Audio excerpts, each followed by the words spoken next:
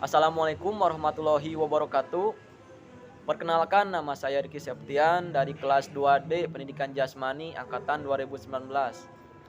Di sini saya akan menjelaskan atau memaparkan materi tentang konsep kurikulum pendidikan jasmani.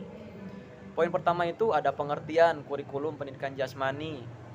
Pendidikan jasmani adalah salah satu mata pelajaran di sekolah yang merupakan media pendorong perkembangan keterampilan motorik, kemampuan fisik, pengetahuan, sikap sportivitas, pembiasaan pola hidup sehat, dan pembentukan karakter, mental, emosional, spiritual, dan sosial.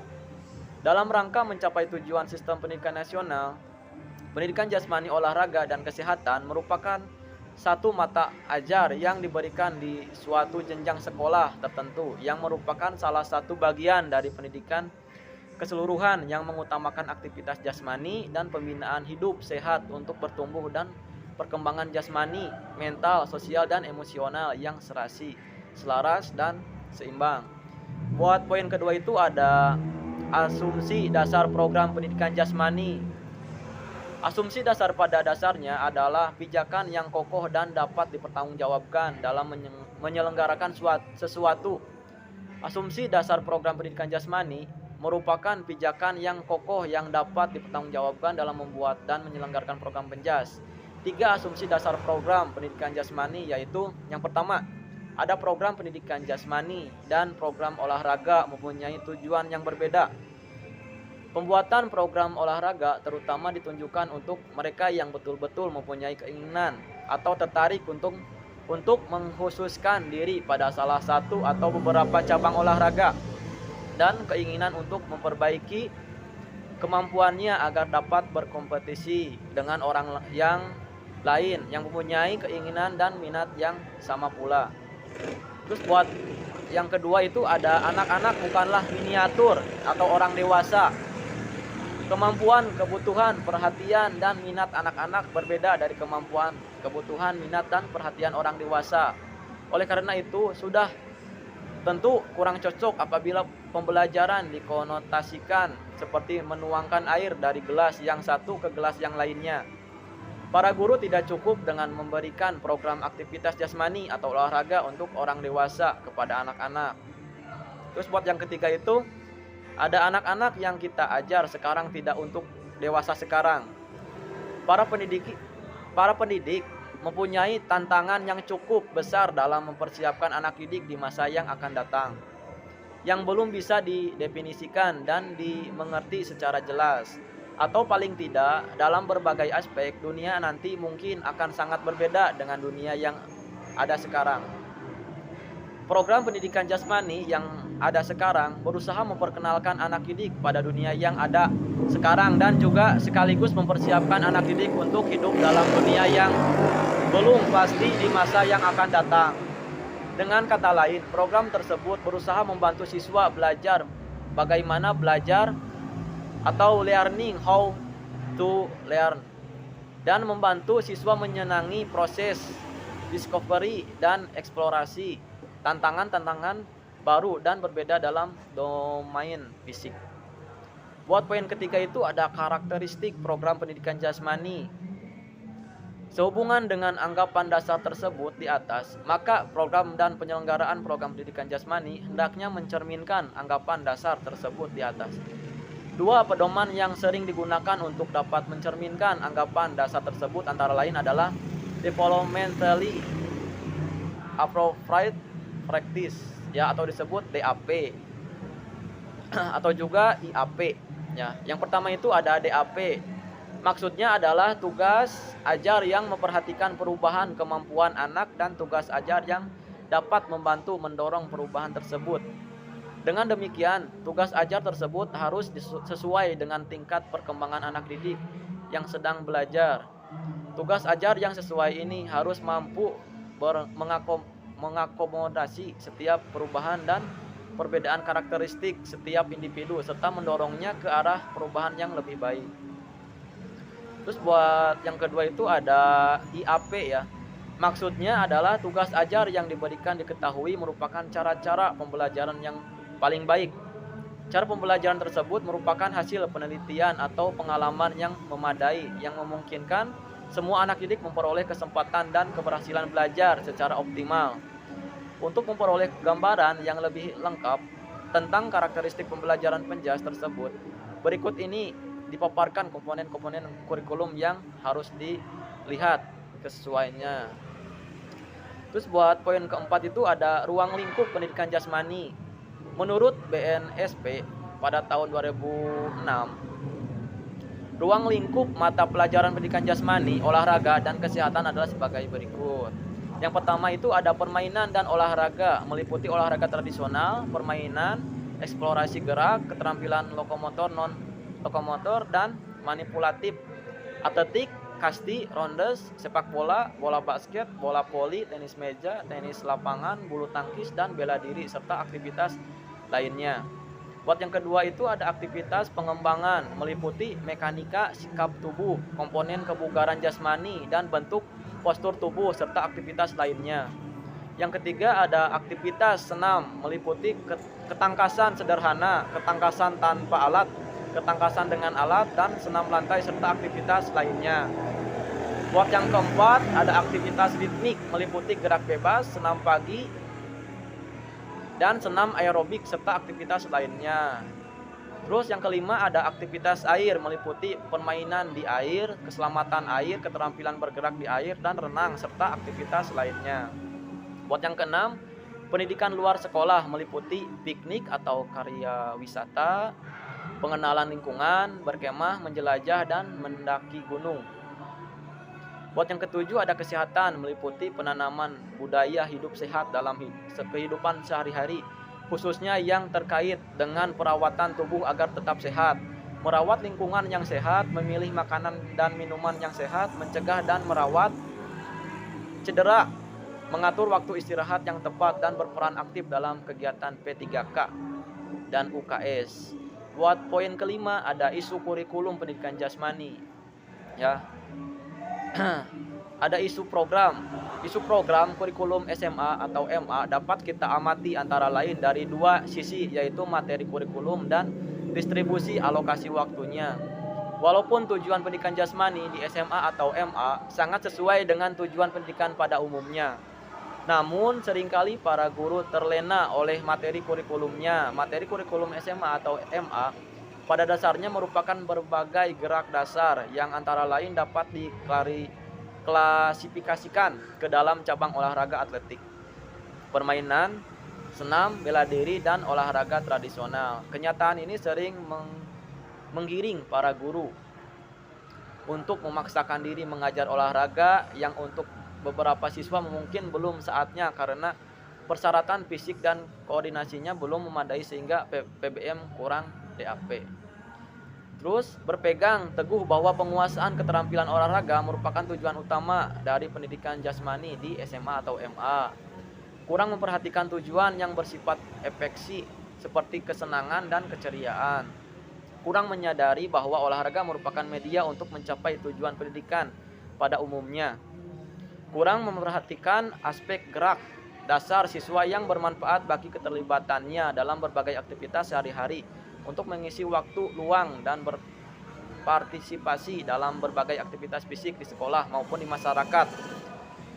Terus buat isu proses pembelajaran, beberapa isu yang berhubungan dengan proses belajar mengajar dan perlu mendapat perhatian para pelaksana di lapangan antara lain adalah sebagai berikut. Yang pertama ada pengembangan dan variasi aktivitas belajar yang diberikan cenderung miskin dalam hal pengembangan tujuan secara holistik dan cenderung didasarkan terutama pada minat, perhatian, kesenangan, dan latar belakang gurunya.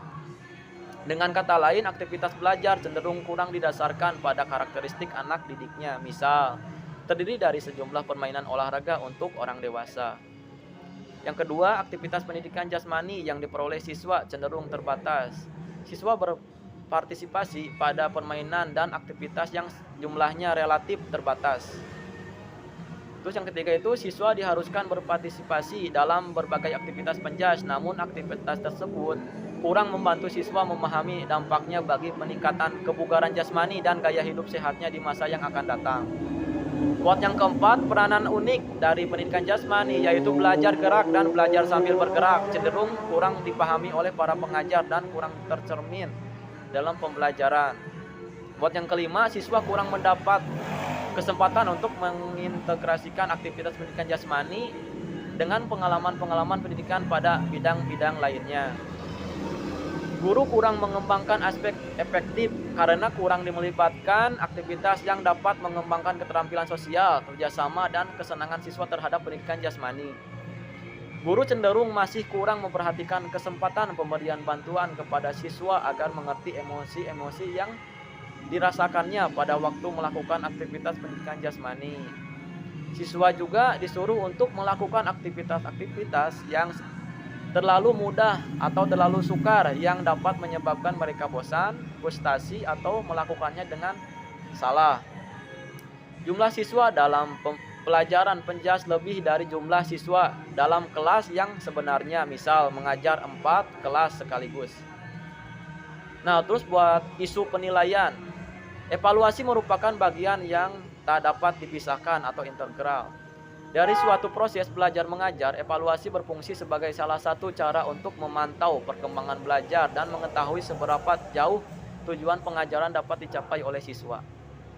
Beberapa isu yang seringkali muncul dalam pelaksanaan evaluasi antara lain adalah sebagai berikut. Yang pertama itu ada pelaksanaan penilaian belum begitu nampak terintegrasi dalam sebuah proses belajar mengajar. Pengecekan terhadap pemahaman siswa dan pemberian umpan balik yang memadai dalam rangka meningkatkan penguasaan materi oleh siswa sebagai salah satu bentuk evaluasi nampaknya belum merupakan bagian yang menyatu dalam sebuah proses belajar mengajar. Guru merasa dikejar-kejar oleh bahan yang harus tuntas pada pertemuan itu tanpa memperhatikan apakah siswa sudah saatnya menerima materi berikutnya atau belum. Buat yang kedua itu ada materi evaluasi terkadang kurang-kurang relevan dengan materi yang diberikan pada proses belajar mengajar. Buat yang ketiga itu ada situasi pelaksanaan evaluasi dalam situasi ujian tes tulis di kelas. Hasil tes mungkin hanya diketahui oleh yang dites dan gurunya. Sementara itu dalam tes penampilan di lapangan, hasil tes diketahui oleh semua orang. Semua siswa tahu siapa yang larinya paling lambat, siapa yang skor syutingnya paling rendah, dan sebagainya. Buat yang keempat itu ada alokasi waktu pelajaran penjas di sekolah amat terbatas untuk mengadakan pengetesan. Buat yang kelima itu ada masalah lain adalah evaluasi seolah-olah hanya dapat dilakukan oleh ahli statistik, sebab statistik diperlukan untuk pengolahan data. Terus buat yang materi ke-6 ada isu jumlah dan karakteristik siswa. Guru penjas di SMA atau MA sering dihadapkan dengan masalah jumlah siswa yang cukup banyak mulai dari kelas 10 sampai kelas 12, bahkan ditambah dengan siswa dari kelas paralel.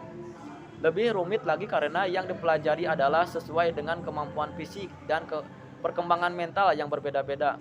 Guru penjas harus menangani siswa sebanyak 400 sampai 500 per minggunya. Buat poin ke-6 atau materi ke-6 yaitu isu sarana dan prasarana pembelajaran penjas. Kurangnya sarana dan prasarana pembelajaran penjas merupakan salah satu isu yang cukup merata dan sangat terasa oleh para pelaksana penjas di lapangan. Pada umumnya sekolah-sekolah di Indonesia pada setiap jenjang pendidikannya selalu dihadapkan dengan permasalahan kekurangan sarana dan prasarana ini. Tidak sedikit sekolah di Indonesia, khususnya di daerah perkotaan, tidak memiliki tempat atau lahan untuk melakukan aktivitas jasmani, khususnya yang berkaitan dengan olahraga, misalnya lapangan, walaupun ada jumlahnya tidak proporsional dengan jumlah siswa, seringkali ditambah dengan kualitasnya yang kurang memenuhi tuntutan pembelajaran.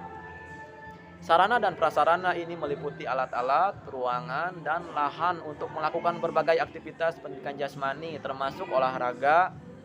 Idealnya sarana dan prasarana ini harus lengkap, tidak hanya yang bersifat standar dengan kualitas yang standar pula, tetapi juga meliputi sarana dan prasarana yang sifatnya modifikasi dari berbagai ukuran dan berat ringannya.